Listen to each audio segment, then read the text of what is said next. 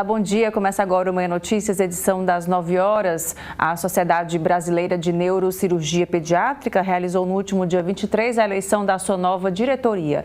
O médico neurocirurgião pediátrico cearense Eduardo Jucá foi eleito presidente e passa a integrar a diretoria da sociedade a partir de 2022. Sobre as ações junto à entidade, eu recebo aqui no estúdio o doutor Eduardo Jucá. Muito obrigada pela sua presença aqui conosco no estúdio. A gente está retomando as entrevistas aqui no estúdio sempre de forma respeitosa, respeitando todos os protocolos, relembrando ao nosso telespectador, nosso assinante e agradecendo a sua presença aqui conosco. Muito obrigada. Bom dia, Elaine. Um prazer estar aqui e para falar de um assunto que a gente gosta tanto, não é, que é ao que a gente dedica toda a nossa vida profissional, que é o sistema nervoso das crianças, não é? É a matéria mais nobre que há no universo, porque é com ela que a gente constrói a nossa sociedade de amanhã. Doutor, com relação às ações, né? Foi o estado do Ceará despontando aí também no reconhecimento do trabalho que é feito aqui no estado, né? Fala um pouquinho sobre isso. É verdade. Como eu falei, o cérebro da criança ele é tão complexo, tão nobre, tão delicado que precisa de muitos especialistas dentro da área de saúde para cuidar dele. Os neuropediatras, não é, que são os neurologistas da infância, os fisioterapeutas, terapeutas ocupacionais, pessoal de reabilitação e os neurocirurgiões pediátricos, que são aqueles que operam o cérebro e a medula espinhal da criança, que cuidam das doenças do sistema nervoso de tratamento cirúrgico. Então, é uma área cada vez mais que exige formação específica e dedicação a esse campo. A Sociedade Brasileira de Neurocirurgia Pediátrica, ela existe articulada desde 1995, fazendo eventos próprios. Para você ter uma ideia, a Sociedade Internacional da nossa área é de 1971. Então, cada vez mais os neurocirurgiões pediátricos vêm se articulando dentro da sociedade, promovendo atualizações, avanços, conversas. A gente sempre está em discussão sobre os casos mais complexos, sobre o modo de atualizar, de avançar na ciência na nossa área. E agora houve a eleição para a presidência e nós vamos passar a integrar a diretoria a partir do ano que vem e assumir a presidência logo após. Para você ter ideia, o último congresso de neurocirurgia pediátrica brasileiro reuniu quase 500 pessoas do país todo, foi aqui em Fortaleza, em 2019. Não é? Houve uma parada aí por conta da pandemia nos nossos encontros presenciais, mas já estão começando a voltar os nossos encontros, os nossos congressos. Pois é, como é que tem sido a questão, falando um pouquinho sobre capacitação, né? A gente tem uma área que precisa de pessoas altamente capacitadas, né? Altamente especializadas nesse assunto. Como é que tem sido isso voltado junto às universidades, junto à sociedade médica e à própria sociedade em geral, aqui no estado do Ceará? Isso. Realmente é necessária uma formação específica e os neurocirurgiões pediátricos brasileiros, normalmente, eles fizeram pós-graduação ou o que a gente chama na área médica de fellow, que é um treinamento em serviço, não é?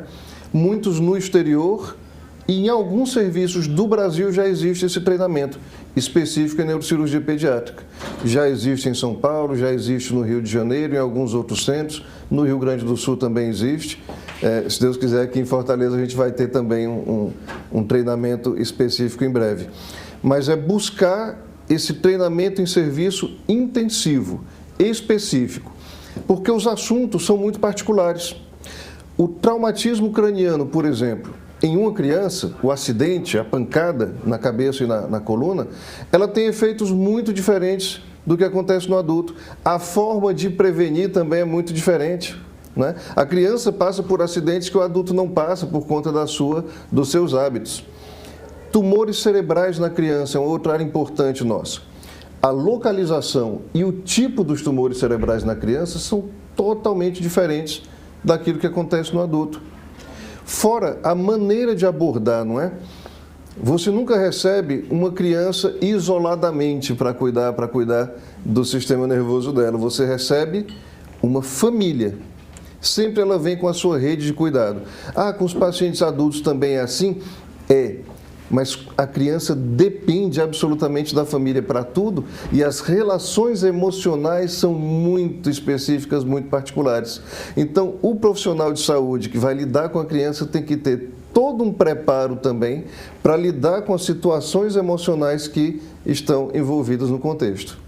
Então, com relação a tanto essa a especialização que vocês têm também, como integrar junto às demais profissões, né? Porque a gente vê que a criança, ela tem aquele desenvolvimento que precisa de um trabalho integrado, né? Com psicólogos, às vezes terapeuta ocupacional, fisioterapeuta. Como é que vai ser o trabalho, ou já está sendo o trabalho, né, de vocês junto a esses outros profissionais para ter um trabalho multidisciplinar voltado para aquele paciente? Elaine, essa pergunta é fundamental e remete a gente para o conceito de multidisciplinaridade e, na verdade, isso avança para uma interdisciplinaridade e acaba em uma transdisciplinaridade em que todo mundo aprende com todo mundo, não é?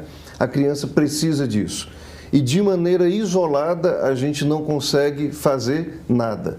Então, na neurocirurgia pediátrica, a gente trabalha com os neuropediatras, que são os neurologistas clínicos da criança, com o pessoal de reabilitação, fisioterapia, terapia ocupacional, fono, psicologia fundamental, pessoal da enfermagem absolutamente necessário. Então, é uma rede de cuidados. Enquanto sociedade, nós já temos interação com as outras áreas, mas é um propósito das novas gestões estreitar ainda mais esses laços, fazer eventos conjuntos e fazer produção científica em conjunto.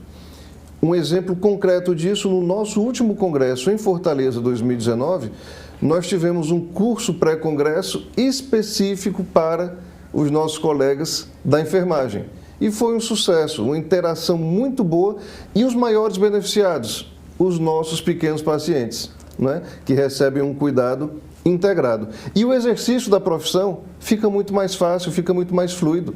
Porque você sabe que o que você precisar das outras áreas, você vai ter. Eu aproveito para mandar um grande abraço para todos os meus colegas, tanto da área médica quanto das outras áreas da saúde. Sem formar uma equipe coesa, a gente não consegue cuidar direito das crianças, não. Doutor, e aí com o trabalho junto a obstetras, junto a pediatra, a gente tem aquele, digamos assim, o profissional que vê primeiro, né? Exatamente. O bebezinho que acompanha na barriga, que depois que nasce, né? Que faz aquelas consultas de rotina.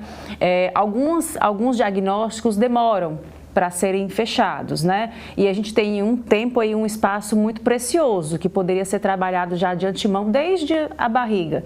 A gente tem alguns transtornos que poderiam ser trabalhados.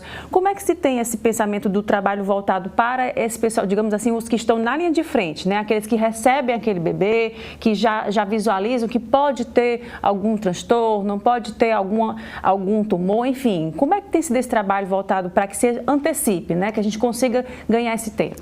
Olha, que ponto fundamental que você toca e dá para fazer uma ligação com um papel também de destaque da nossa terra, da nossa região, da nossa cidade, no campo da integração entre a ginecologia e a obstetrícia, na detecção precoce das situações do sistema nervoso fetal e essa ligação com a neurocirurgia pediátrica. A gente tem desenvolvido cada vez mais essa comunicação e ela é importante. A gente faz também a consulta e a avaliação pré-natal.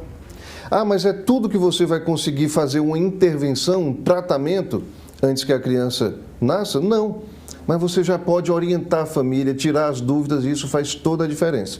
E a nossa terra vem tendo destaque na cirurgia fetal, principalmente por tratamento de uma condição grave e relativamente frequente, que é a mielomeningocele, em que a medula espinhal ela não tem a formação adequada e aparece um pouco exposta e desprotegida no nascimento. E foi desenvolvido o tratamento com cirurgia intraútero, em que a mulher gestante é feito um acesso pelos obstetras e a gente da neurocirurgia pediátrica, com apoio do pessoal da cirurgia pediátrica, todo mundo muito integrado, sem protagonismos, a gente faz a correção com o bebê ainda dentro do útero e quando ele nasce, já nasce com a situação corrigida e com menos sequelas. E a nossa terra tem tido destaque nesse tipo de tratamento, é um polo que está se formando aí na região norte-nordeste de cirurgia fetal. A gente tem o estado do Ceará também despontando com relação à questão... A gente tem o Albert Sabin, né, que é um hospital, assim, ícone, né? Ele é, digamos assim, que ele abarca, digamos assim, alguns outros municípios e até estados também do entorno, né? Como é que tem sido esse trabalho? Vocês atuando de forma integrada para poder fazer esse trabalho tão... A gente conhece de perto, né? A gente sabe o quão grandioso é. Então, nesse caso, como é que tem sido isso? Inclusive, até mostrando para os estudantes, né, para os que estão chegando na medicina, como tem sido esse trabalho? Falar do Sabin é sempre emocionante, né? O Hospital Infantil Albert Sabin é a casa da neurocirurgia pediátrica de alta complexidade do nosso estado e é a casa da assistência pediátrica de alta complexidade no nosso estado. Ele realmente, lá a gente consegue fazer praticamente todos os tipos de neurocirurgia pediátrica, em associação, em integração com as outras áreas, a gente tem muito isso lá. Tem a frequência de profissionais em todos os estágios de formação. Então, médicos residentes, pós-graduandos, estudantes de graduação, internos. Então, acaba sendo uma cadeia do conhecimento que vira uma corrente do bem. Além de tudo, o clima em um hospital exclusivamente pediátrico, ele é todo direcionado para o cuidado da criança e do seu entorno, da mãe, da família que acompanha a criança. Então, o Sabin é um ator fundamental à assistência à criança na nossa terra e a gente quer cada vez mais fortalecer a atuação dele. Então, a gente teve uns casos de Zika vírus, né, que estão voltadas, ainda continua, né? A gente acha que acabou, mas porque veio a pandemia, a Covid-19, mas a gente relembrar sempre que continua, infelizmente, né? Como é que tem sido esses casos? Vocês acompanham de perto? Ainda tem aumento no número de casos? Como é que tem sido o cuidado a essas crianças que nasceram com hidrocefalia, né? Como é que tem sido isso, doutor? Foi uma época realmente muito difícil, Elaine, quando houve o pico dos casos da encefalopatia relacionada ao Zika, uma quantidade muito grande de crianças e um sistema que foi surpreendido. E nós aqui da cidade tivemos que dar resposta nos variados campos, na assistência a essas famílias, na educação dos profissionais de saúde e também na produção científica, para explicar para o mundo o que estava acontecendo. E houve essa resposta, claro que com muita ajuda dos profissionais do país e do exterior, mas pessoas aqui da terra, um grupo coeso de todas as áreas conseguiu dar essas respostas. Líderes como o Dr. André Pessoa, neuropediatra, a doutora Elaine, geneticista, todo mundo muito unido. Realmente os casos reduziram bastante, felizmente, não é? Mas é preciso continuar provendo os cuidados que essas famílias e essas crianças precisam. Às vezes, a gente corre o risco de que, com a diminuição de casos, o assunto sai um pouco das discussões e a gente corre o risco de esquecer que precisa continuar fornecendo o cuidado que elas precisam. Elas precisam sim, elas continuam sendo atendidas lá no Sabin, que foi o centro principal de referência e acolhimento. Elas têm apresentado necessidades diferentes à medida que elas vão ficando mais velhas, crescendo, né? E a gente tem procurado responder a essas necessidades. Algumas delas desenvolveram hidrocefalia em uma época muito específica, ali por volta do primeiro ano de vida. E aí foi que a gente da neurocirurgia pôde colaborar de maneira mais direta, promovendo o tratamento cirúrgico dessa hidrocefalia. Inclusive, alguns artigos científicos em revistas importantes do mundo saíram daqui, do nosso grupo, sobre cirurgia da hidrocefalia nos pacientes com Zika. A gente conseguiu contribuir, inclusive, do ponto de vista científico. Doutor, a gente tem esse período da pandemia, as crianças ficaram muito em casa, né? E aí, alguns acidentes domésticos, né? Esse cuidado redobrado com os pequenos. Como é que tem sido durante esse período? Aumentou o número de casos de queda, de traumas nas crianças? Olha, as crianças pagaram um preço alto, não é? Na pandemia. O necessário isolamento, mas um sistema nervoso mais frágil do que o dos adultos, uma necessidade maior dos cuidados, uma incompreensão do que estava acontecendo, isso leva a mais sofrimento ainda. Na questão direta, não é, de traumas domésticos, sim, há mais relatos porque elas estavam dentro de casa. Por outro lado, menos acidentes de via, não é? Menos acidentes automobilísticos envolvendo criança, e a gente precisa tomar os cuidados para que não voltem a aumentar, mas o acidente doméstico é sempre um assunto que precisa de muita atenção por parte das famílias, para que se evitem, e cada fase precisa de um cuidado específico. Então o bebezinho que começa a andar, ele já fica naquela altura em que a cabeça pode ter um impacto com uma quina de mesa, com um móvel, então proteger sempre a ponta dos móveis para que não tenha esse risco. Janelas são absolutamente locais de atenção, então ter a rede de proteção quando tiver uma criança vivendo naquele ambiente.